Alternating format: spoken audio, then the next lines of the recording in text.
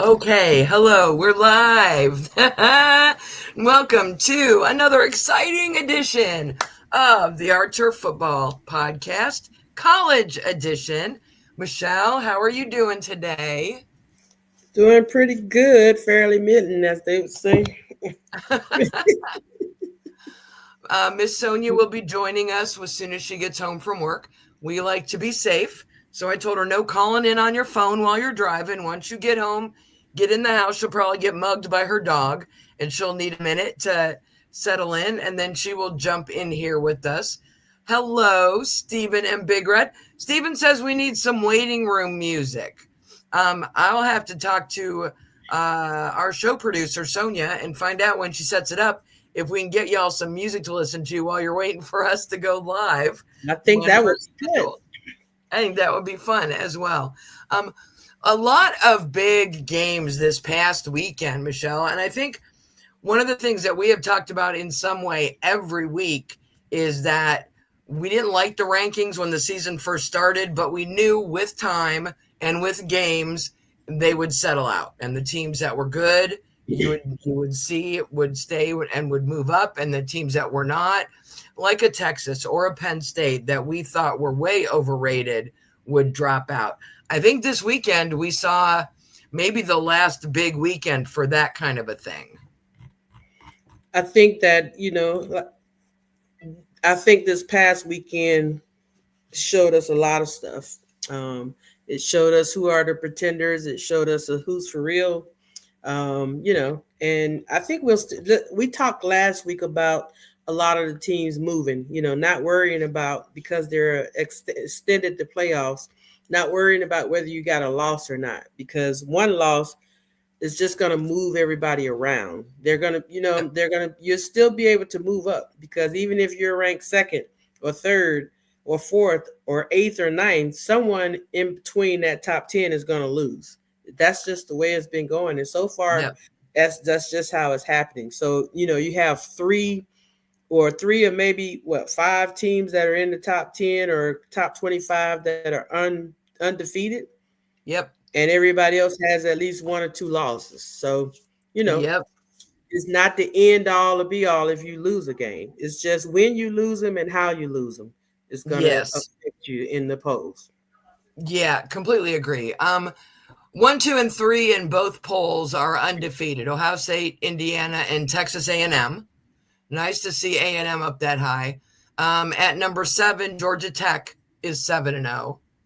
And then I think that's it for the undefeated teams in the top 25. Everyone else has got one more. BYU undefeated. Oh, you're right. There they are. BYU at number 11 is undefeated. So you're right. That's the nice thing about this expanded playoff is style points aren't as important. It was a bigger deal to run up the score on your opponents when they were only getting 4 teams in and you had to claw your way to those top 4 spots. Now we can just play and settle it in. But it also makes that whole just win, baby. That's more important now for these teams who have a loss. For Alabama, Georgia, Oregon, Ole Miss, Miami, Vanderbilt, all in the top 10, all have one loss. I don't know that a second loss knocks them completely out of it, but it drops them down quite a bit. Well, remember in the beginning we talked about Notre Dame when they lost their second game, and we was like, do they have a way to fight back? Well, they're slowly but surely fighting their way back. They're up to 12. They're back up to 12. They have 2 losses, but they've had, that USC, that was a big win. They've looked very good in the wins that they've had in the schedules and the teams that they played against. And of course, they want Notre Dame to be up there. And so all they have to do is keep winning. If they keep winning, they have an opportunity to climb because someone else is going to lose that's ahead of them. Someone else is going to drop a game that moves you up a little bit more as long as they keep winning. And I think that's the same with everybody else. Last week we talked about Miami and their opportunity and them having to prove themselves. And the first thing I said is, this is the team. This is what Miami does. They win. And then they hit these teams. They hit the part of their schedule where there are no more ranked teams for them to play. And those are the teams they lose to. Yeah. Just a reminder with the way the playoffs work now, 12 teams will make it into the playoffs. 8 will play in that first week, and then 4 will get a bye. So you Yep. want to be in the top 4 just to get a bye. But even then, I argue with a lot of people about the bye week in both the college playoffs and in the NFL. I think it hurts some teams. They need to play every week. They need to stay in their routine of having to play every week. We see a lot of teams that have a bye lose because they're not on that roll that the other teams are on. So it'll be interesting to see how those shake out. Where's the schedule from last week? So just from a rankings perspective, Miami lost. That dropped them from number 2 down to 9, and then everybody moved up 1. Georgia's win actually moved them up 4 spots. Texas Tech's win moved them up 5, but Ole Miss lost. It dropped them down 3, right? So you're going to see this shuffling.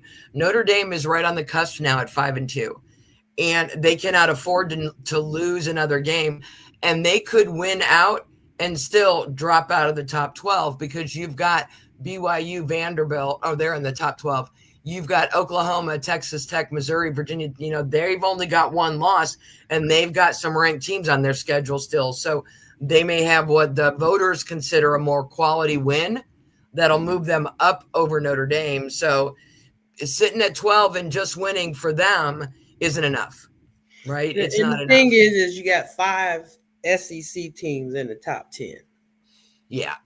For those who believe in the SEC bias, you have 5 teams, and so their losses and their wins drop them to a degree, but they also have an opportunity to win a game within their conference and move up tremendously, as Georgia did, or and so they have that opportunity because of the conference that they play in and all of the teams that play in their conference.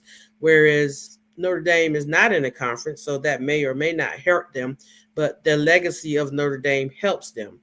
Where it hurts Miami or Georgia Tech when they lose because they're in the ACC and they don't consider that to be a great conference. And so those are the things too that you have to look at. But the idea now is you want to be in the top 12. So if you can get to 12 and win impressively, you may make it to the playoffs. But you never know what they're going to say when it comes down to what does the actual poll says, not this one, but the one that decides who goes to the playoffs. Right. And that's when you the get one that trickery matters. as well, right? Yep. The one that matters. Yep. Yeah. Looking to see who South Carolina played last week. And Big Red thinks like most of us. Notre Dame doesn't play in the conference, and we talk about this every year with them not being in the conference and still being able to get into the playoffs when everybody else has to play a conference championship and so forth, and they do not. And so is that fair? It's not. But what gets them in is Notre Dame, like Alabama. It's Notre Dame. And so that's what gets them. They can stand alone. They have a contract with MC. It's Notre Dame. So they give them that opportunity. Yeah, and they tried to. So when we look at the rankings, you have 1 through 12. I misspoke earlier. It's not 1, 2, 3, and 4 that have a bye. It is the highest ranked conference champions. So if Ohio State and Indiana and Oregon all end up undefeated, 2 of those teams will play each other for the Big Ten championship. So one of them could end up with a loss and still make the top 12. That number 1 team that is a conference champion gets a bye. So they'll go down. I think last year, number 6 or 7 ended up getting a bye because they were the conference champ. And right. So they are trying to reward you. So not only are you the conference champion, you played an extra game. Everyone else in your conference sat home that week and you played an extra game. So they're trying to give you a little motivation to be in a conference so that if you win your conference, you get a bye. Notre Dame doesn't care. They don't care if they get a bye or not. They are not going to join a conference unless you make them. They're just not going to do it. And it's only in football. They're in conferences for other sports. It's only in football. And the fact of the matter is, I don't think they're even too stuck up. It's when you play in a bowl game, you get money. And in the conferences, all of that money goes into a pool. And every team that in your conference that goes to a bowl game, all that money gets put into one pool and then split up evenly among all the schools. So if you're a Rutgers or a Maryland and you don't go to a bowl, or you go to a bowl but it's a lesser bowl, you still get the same cut of money that an Ohio State or a Michigan gets. Notre Dame gets all the money they get for their bowl, all for themselves. I would argue if you do the math and you're in a conference with 12, 14 teams and 10 or 11 of them go to bowl games, you're going to get a bigger slice of pie, even dividing it up amongst everybody. But that's always been Notre Dame's thing of, well, we don't want to share, any of that football money with anybody else, so we're not going to join a conference. I think at some point they're going to have to, but the NCAA hasn't seen fit to make them. And I don't know, there are other independent schools, but none of them are as high profile as Notre Dame is. Got a few questions. Let's see. Go ahead. Yeah, Big Red says South Carolina has had troubles. Bet they rebounded this week. Big Red says injuries have hurt South Carolina this year, mainly on the offensive line. Who does South Carolina play this week? All games. Where's South Carolina? Oh, they got number 4 Alabama. Do you think South Carolina has any chance to beat Alabama? I feel like it could be a trap game from the standpoint of Alabama's not going to give them any credit for even being able to come close. Do you think they can keep it close? Do you think they have any chance of beating them? I don't. I mean, I had hopes for South Carolina in the earlier games, not last week, but the week before last. But they just haven't looked good the last 2 games. So, they just haven't played up to par. Quarterback hasn't looked sharp.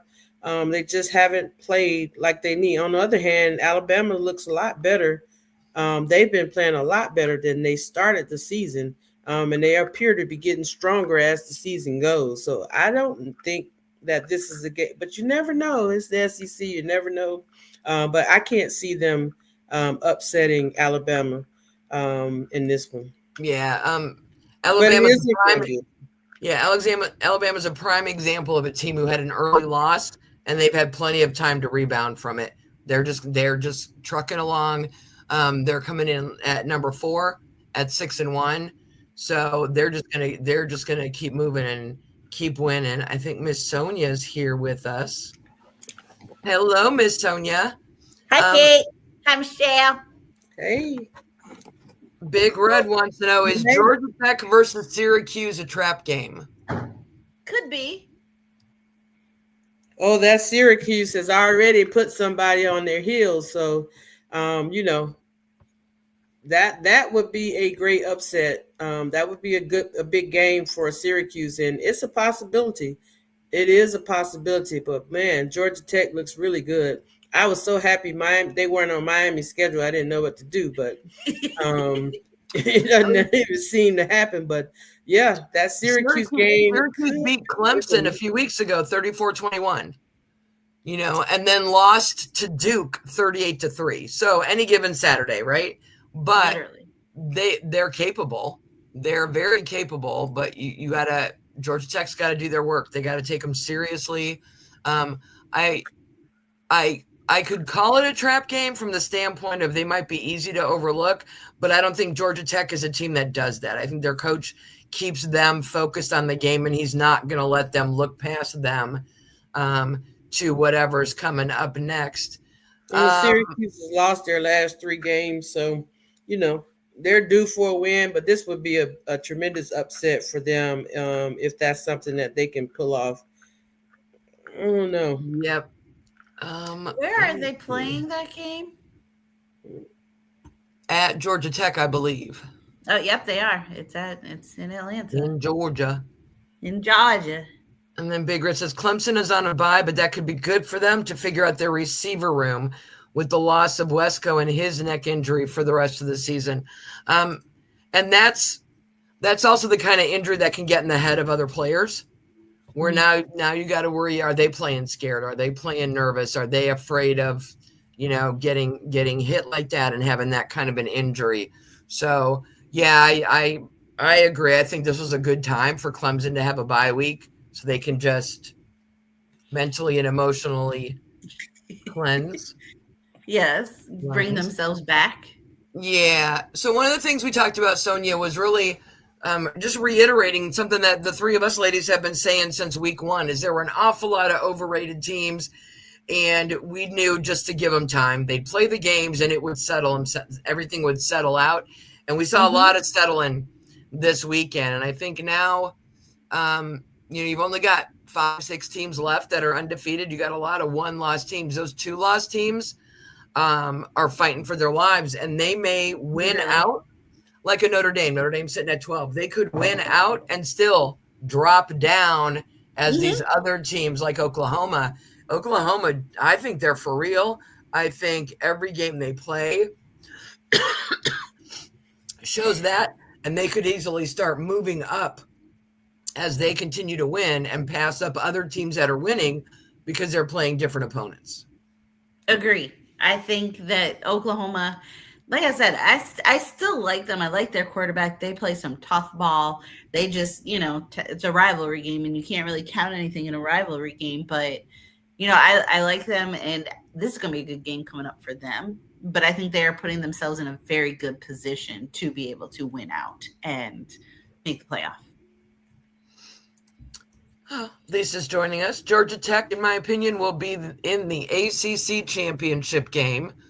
I don't disagree.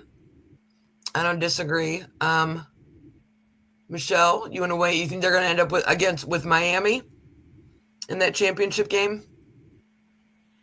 That's the hope. But I believe Georgia Tech will be there for sure. There's no doubt about that. I don't see anyone being able to beat them in the ACC to stop their train from moving to that championship game. Miami, they'll have some work to do to make sure that they get there. But Georgia Tech right now is the team to beat no matter who goes with them. Yeah. Big Red weighing in it. Texas is officially overrated.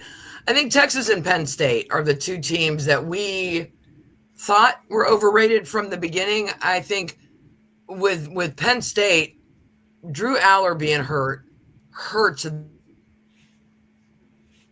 Yeah. I'm frankly still puzzled by what they did. I know he has trouble winning the big games, but at that point in the season, I don't know, Sonia, I just thought it was a little, I don't know. I had to wait until the end of the season. They paid him $50 million to go away. I need to be a college coach, y'all. Where can we sign up? I don't know. Take $50 million to not coach. Trust me on that. Pay me to not work. Even Bill Belichick only gets $20 million if he leaves. James Franklin got pity. Yes.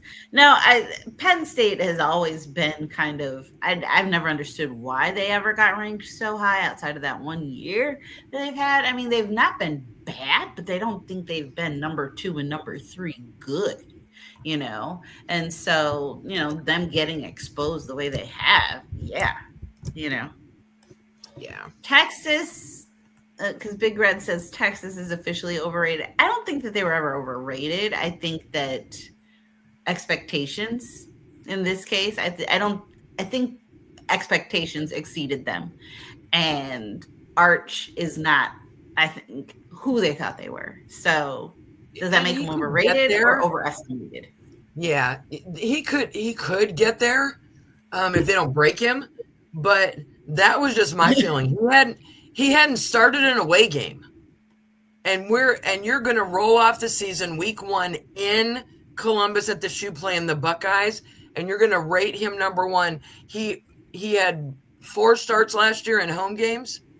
I mean, it just the expectations they put on him, I think, is really why they ranked Texas as a whole. Yeah, that's what I'm saying.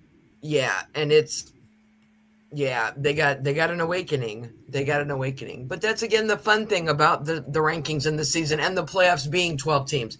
You have plenty of time. People are going to move down, up and down, and it's going to settle. And then as long as teams keep winning, everything will go really well. Last week's games were rough. Last weekend was rough. And not just, Ole Miss at 8 and Georgia at 5 now. Ole Miss gave Georgia all it could handle. Ended up losing 43-35, but they gave them a game. Michigan, Sonia, did much better against Washington than I thought they would. Still very frustrating to watch. I live with a Michigan fan, and he was yelling and throwing things and leaving the room, and he's like, we're trying to give this game away. They ended up, their defense did a nice enough job on Washington that they were able to, their offense got through their issues. Offense, I think, just needs a little bit more time to kind of click and gel. I like the way they're going, but I think they just need a little bit more time to click and gel. Yeah. Ohio State walloped on Wisconsin 34-0. I'll tell you two things about that. I did not predict a shutout. Wisconsin always plays us tough. They have not played well at all this year. I don't know how much longer Luke Fickell will have a job. I was surprised that he got the backing of the university. On Sunday they really, they weren't making any changes. I know they've had some serious injury issues, but so has Michigan. Those are both teams that have a whole lot of people playing this week that were not playing week 1 because they are very hurt and very depleted. Notre Dame, I thought, barely got by USC. The final was 34-24, but USC gave them everything that they could handle and then some. But I think we need to talk a little bit about Miami, about the U, about Friday night. Lost to Louisville 24-21. And it never felt that close. Watching it just felt – I couldn't wait to talk to either Lisa or Michelle to say, was this a Mario game? Because it just didn't feel like Miami football. They felt off to me as a watcher from the beginning. What happened? Well, it was a bet game. And I think we talked about this after the Florida game when I talked about he looking rattled under pressure and just, showing glimpses of the person that played at Florida that would be inconsistent. And that showed up in this game. And you can see little glimpses of it in that game. And so that's, 4 interceptions is hard to overcome those type of turnovers and be able to be successful. And so I think that has a lot to do with it. The whole team was just out of sync, but you can't throw 4 interceptions. You can't do that on your biggest stage. You can't do that when your team is trying to accomplish something that they've never been able to accomplish. And again, as I said last week on the show, these are the games that Miami loses. That's why, when they say, is the U back? I was like, they got to prove it because they go and lose to these unranked teams all the time. And Louisville always gives us fits. So, well, and it was one of those where I think I might have even tweeted they can't even get out of their own way. There was one point where Carson Beck threw an interception, and then on the very next play, Louisville fumbled it, and they got it back. And then on the very next play, scored a touchdown. I'm like, they almost did you a favor by intercepting it because they got you closer. And then I was about to say you got better field position. Yeah, and then after 3, when they went back and they had him throwing the ball some more, I thought, there's he needs to get back on the horse mentality, but then there's also today just ain't his day. Y'all got running backs. I didn't understand why he was back in the air again after that third one. Why Coach Mario can't just be like, all right, it's going to be a day. He's not going to be able to throw today. Let's just run the ball. Let's just run the ball and see how we do. And that didn't seem to be enough. It was like he was just going to make him keep throwing the ball. And Beck was not. Beck was back. Beck was having a Beck day that day, as Michelle calls it. He was having a Beck day, and I could see it coming. He panics and he just rushes his throws. He throws them up for grabs, and he just, I don't know, that's Beck. That's what he did in his time in Georgia, and that was the person we were hoping wasn't going to show up. But I saw little glimpses of it against Florida, and I'm like, there he is. So there he is. There he is. Yeah. Lisa's got some things to say. Lisa's got some things to say. You got it? I got it. Nope, it was Beck's game to lose. Mario went for the win. And then usually we would have run the ball and go for the tie, but he let Beck throw it. And you absolutely have to be on the same page that late in the game. Huge mistake by Beck. I agree. Big Red says Super Mario seems to be pushing back because he invested so much to get him, justifying his decision. I'll give you that. Mhm. I'll respect that. I mean, he was Carson Beck. He did all the things in Georgia. So of course you're gonna when you get him, you want him to have that same success with you. So yeah, you're He gonna had show him out. success in Georgia. He had outstanding defenses. He had outstanding, Absolutely. not good, but outstanding defenses, and they're all over the NFL. Those That's defensive big. players He has that he played NFL with. defenses. Yeah, so Yep. he can mess up and do whatever he needed to do, and he can throw for 110 yards, but they can win the game because their defense probably was going to score. They were going to force a lot of turnovers. He doesn't have that type of defense in Miami. He has to carry more weight, and that is the problem. Yeah. Looking at the schedule this weekend, quite a few really good games early. Noon, you have Syracuse against number 7 Georgia Tech, UCLA against number 2 Indiana, which sounds It's like wild to me. that may be a trap game. Having UCLA come to Indiana, I know the weather's going to be crappy. Ole Miss number 8 against Oklahoma 13. I think Lisa and a few other people have made some comments about Oklahoma not being for real, but if they can take out Ole Miss, I think that'll They're tell you for real. they'll jump right over Notre Dame and they'll get themselves maybe even into the top 10. But that is a huge game, that Ole Miss Oklahoma at noon. In the 3:30 time slot, you've got the only ranked opponent game would be 15 Missouri against number 10 Vanderbilt. I don't know that Missouri is good enough to get itself into the top 12, but if Vandy loses, they're dropping out. They will drop completely out of it. I think they need this win more than Missouri does. Because even with it, I don't know that Missouri can get where they need to. I don't know how Texas is still ranked. They're at number 22. They have MS State. But you've got Stanford and Miami at 7. Headlining the 7 p.m. games. I would have said Oregon, Wisconsin should be a good game, but looking at how Wisconsin just laid down and rolled over for the Buckeyes last week, it'll probably be another 31 or 34 nothing loss for Luke Fickell and the Badgers. And then number 3 A&M against number 20 LSU. That one. So that one, and then the Ole Miss. Oklahoma, those are the two games where you've got two ranked opponents that could have very serious effects on the top 12. Big movements could happen one way or another in that set. So Michigan got Michigan State, and I know Sparty ain't ranked, and I know Sparty ain't having the best year at 3-4, but I also know Sparty plays Wolvie tough. Sparty plays Wolvie all concerned? Tough. Huh? Am I scared? Are you all concerned about the battle for meat chicken? It is the battle for Paul Bunyan's trophy. Put some respect on that. It's so much better than those stupid golden pants. What'd you say? Any trophy is so much better than the golden pants. I don't understand the gold pants. It's ridiculous. But I'm just kind of iffy on this one. I think it depends on which Michigan team shows up. If it's the same one that's first half of the Washington game, they might have a chance. But if they get it together and the defense is nice and tough against them, and our own line does what they need to do, I have confidence that they'll be okay. Yeah. It's going to be a tough game. Yep. Big Red says A&M versus LSU should be interesting, especially playing at night in the real Death Valley. And then Lisa chimed in with, and I think this is important, LSU's about to fire Brian Kelly.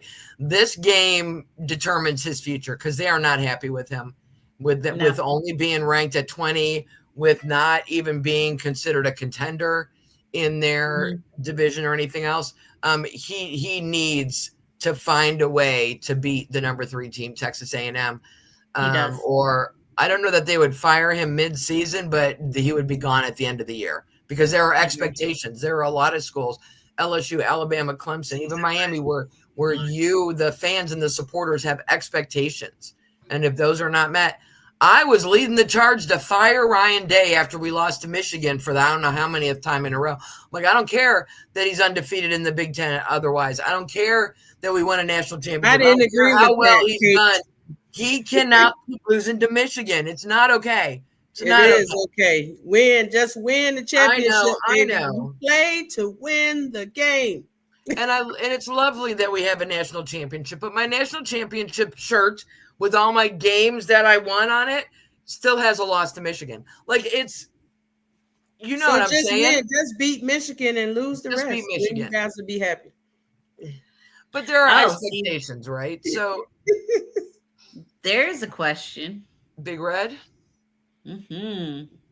does Brian Kelly go to the Big Ten and Penn State if he can before they can replan? I don't know that they can and before the season is over. That's what I was going to say. But if they do, or even if they do at the end of the season, I think Penn State is going to take their time.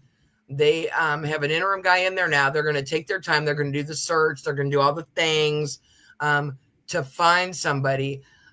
I think Brian Kelly and the Big Ten would be interesting because he's been in almost all the other divisions. I don't know that he's been in the Big Ten yet. Right. He did a stint in Notre Dame, didn't he? Yeah, he did. Yeah, so he's been around. The Big Ten would be interesting with him in it. Agree. We shall see. That is an interesting. Steven also has an interesting question. Which team or game do you need to see that will determine who'll make the CF play? I think that's a good one. For sure, for sure, Ole Miss, Oklahoma. I think that's probably the biggest one to see if Oklahoma gets in. Because they've still got a few weeks left, but I mean, I was going to say Missouri Vanderbilt because if Vanderbilt loses, I don't think it's a win is enough to move Missouri up into the top 12, but that loss would be Vanderbilt's second loss, would definitely drop them out. But with Ole Miss being 8 and Oklahoma being right there on the fringe at 13, I think that is a bigger game. I think Oklahoma desperately needs to win that because if they lose, I don't think there's enough season left for them to work their way back up into 12. No, they have to win that game. Even if Vanderbilt at 10 wins, I don't know that they stay at 10 because enough of these other teams could leapfrog over them. Oklahoma at 13, if they win, could jump right over them at 10 and they could, you know what I mean? It's a very interesting mix. I would say from 8 to 15, those teams are all in play to move around. Oklahoma, I feel, catapults into the top 10. Like, I think if they win this game, they catapult. Yeah. Because there's not enough weeks left and there's not enough matchups between ranked teams. So many of these teams, like Miami, we said, and I think Ohio State is one as well. They don't have another ranked team on their schedule. If Ohio State keeps winning, they'll play a ranked team for the Big Ten championship, but they don't have another ranked team on their schedule. So,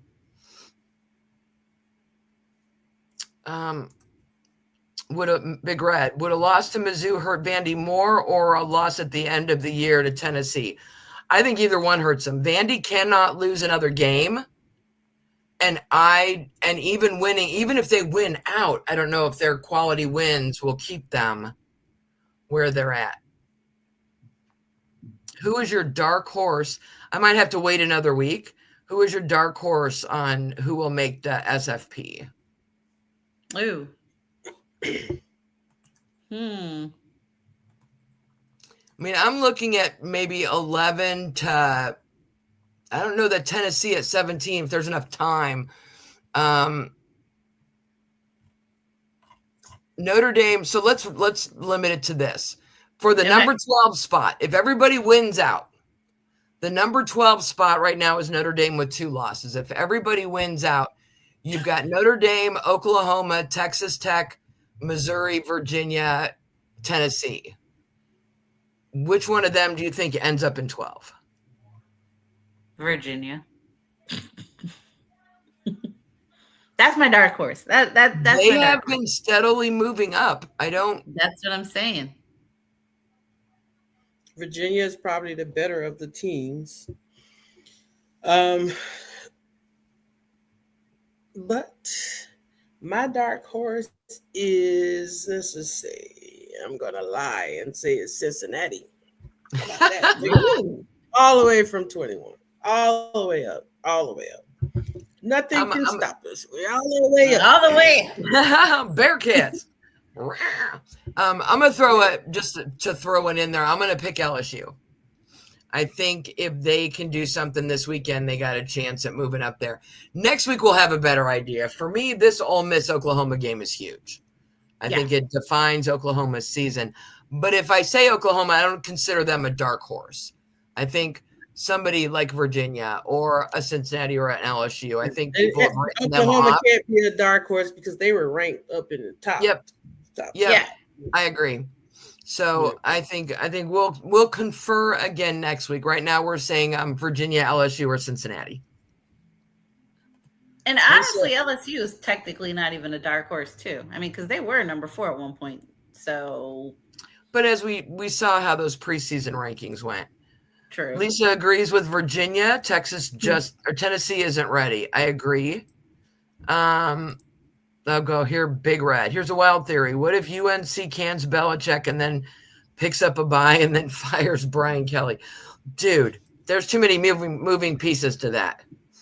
They don't do all that in college. They don't do moving seats or moving too many moving places. No. I keep waiting to see if somebody's going to trade for trade somebody for head coaches. I want to see that happen in the NFL again.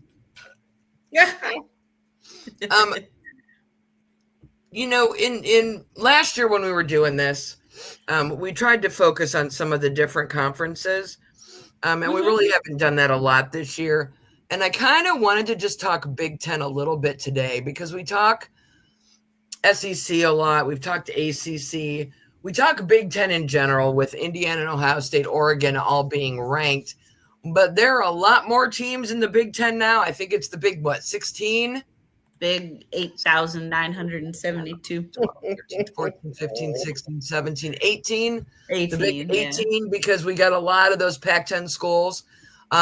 Southern California is sitting at number 4 right now in the Big Ten. They're not ranked, but in the Big Ten.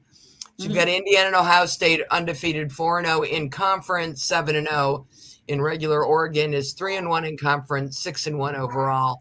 And then we got this big chunk of 5-2 teams: Southern Cal, Iowa, Michigan, Minnesota, Northwestern, Nebraska, Washington, Illinois. It's like, whoa.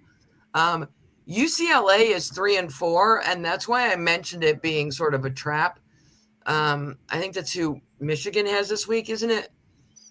Because they're 3-1 in the conference. They're 3-4 overall, but they're 3-1 in the conference. They're not bad. They have just made mistakes they have Indiana.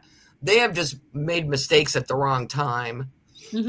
That has cost them some games. But from a conference perspective, they're 3-1, where, Nebraska and Washington, who are 5-2 overall, are only 2-2 in the conference. Yeah, I was about to say that Nebraska lost this weekend to Maryland, right? Your Ophers, which a couple of these were not surprised. A couple of these I was surprised. So not surprised, Rutgers and Purdue. Surprised, Michigan State, Wisconsin, and Penn State. I'll traditionally play better. Maybe not. I'm not surprised that they're like 3-4. I'm surprised that they're 0-4 in conference play, because this is usually a more competitive conference. I am super excited that we got rid of those two, the legends and the whatevers, and then the East. Leaders and legends was just a hot mess. Stupid. So I'm glad that's gone. But I mean, this is for maybe Sonia, because you're more familiar with it, but even Michelle, for perspective, you've got Indiana, Ohio State, and Oregon up at the top. We don't really talk about, even as much as you love Michigan, we don't talk about any of the other 13 or 15 teams in this division. Is the division itself soft and it just has a couple really good teams? Is this just an off year for the Big Ten in general?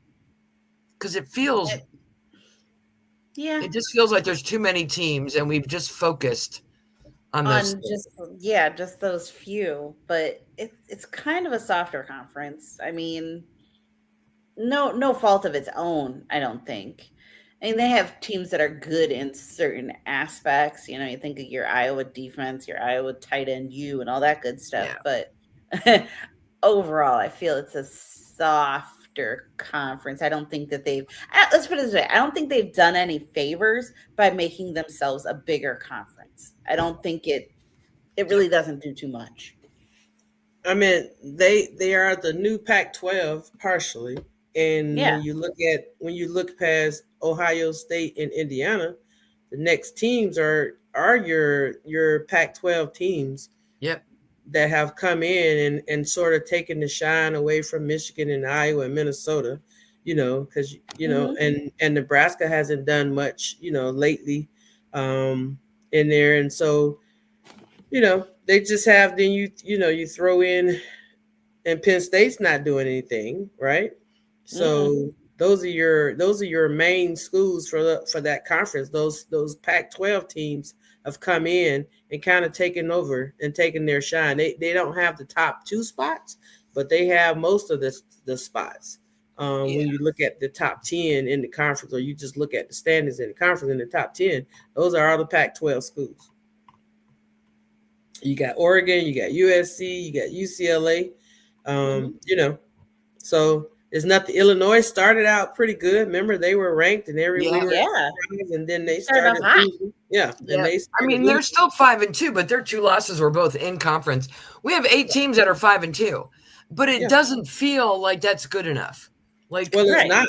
It's not good enough to be ranked. No, I know, but then it's not even good enough for me to feel like it's a strong. I feel like we're a soft conference now, and you're right. It's the addition of all those Pac-12 schools. It's too much. Well, the thing is, if we went to the SEC, I'm sorry, and we looked at the same records. I know it's my acid reflux. If we looked at the same records in the SEC. Their standards probably look the same. It's just that the reputation of the conference and the overall, the teams that they have in the conference will say that theirs is a little more competitive because they have losses, because they have a competitive conference. Whereas the Big Ten, we're going to look at them and say, oh, it's a softer conference. And because we know the team, again, it's because of the teams that they normally have that are doing well are not doing well. The Michigans and the Michigan States and Penn States, that's the meat of the Big Ten with Ohio State. So only Ohio State is standing strong. Indiana's a basketball school, but now, we got to look at them as a football school, but that's not what you think about when you think of Big Ten football. You think of, you think of Michigan State, Penn State, Ohio State. And throw in a little bit of Wisconsin in there every now and then. But those are your meat, and they're not performing well this year.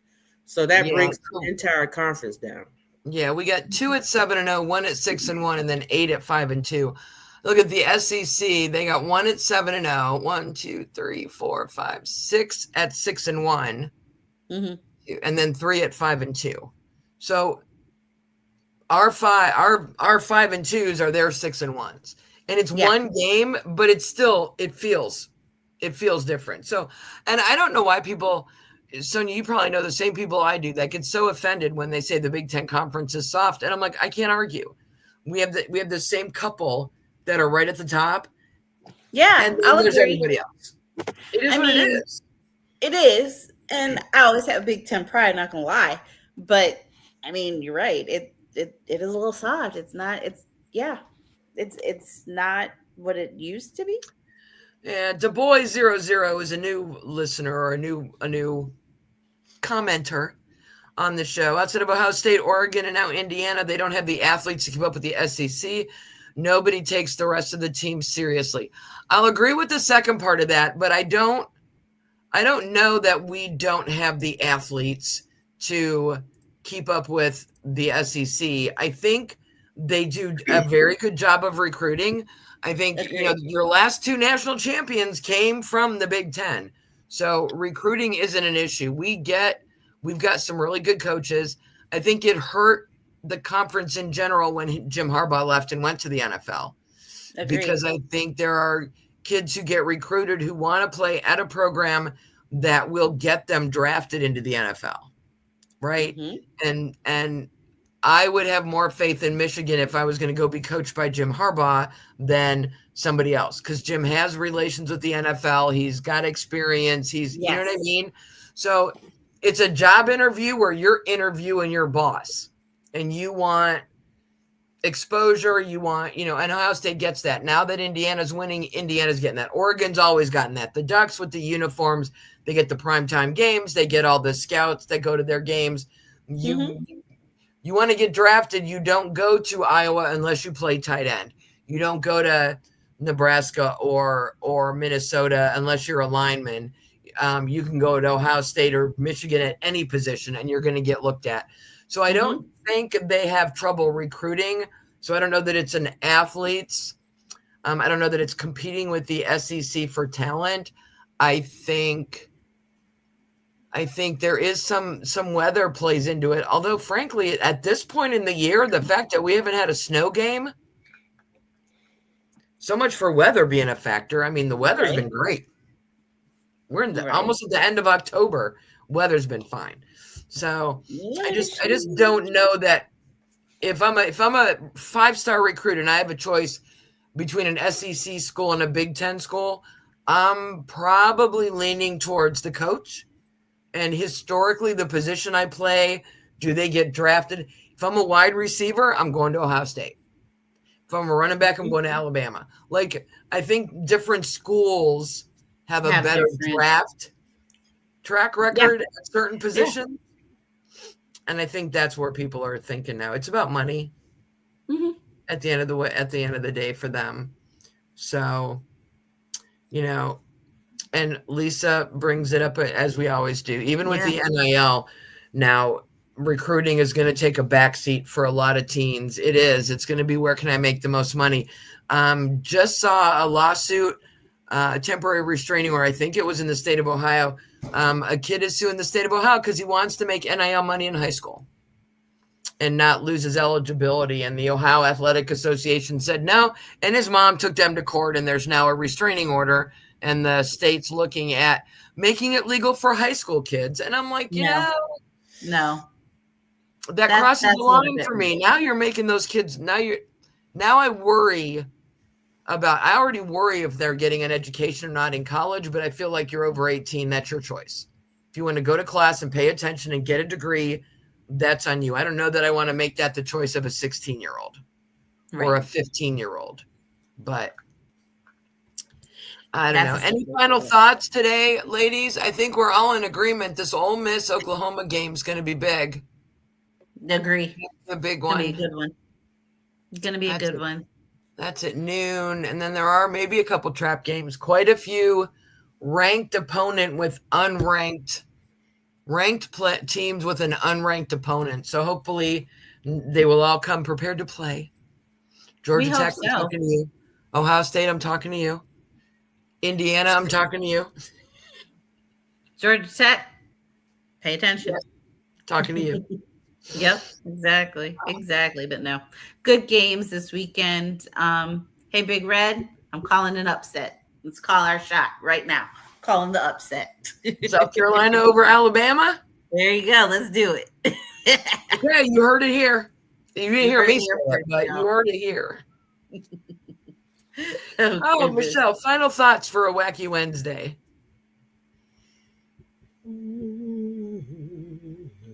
I don't have any final thoughts. I'm just sitting here.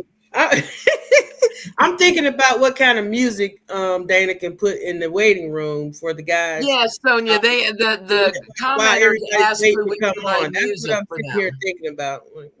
Oh, that's a good idea. It wasn't mine though. It was a request by Steven. So okay, Steven, we'll figure it out. A good idea though. Yep, we'll see if we can figure out how to do that. You can log in, and if you're ready before we go live, we'll have some music or something playing for you. Yeah, that'll be cool. All right. Thanks so much, everybody. We will be back next Wednesday with more college talk. If you're interested in NFL talk, tune into this same channel on Tuesdays for the Archer Football NFL edition. Until then, I'm Kate. That's Sonia. That's Michelle. And We are out of here. Bye.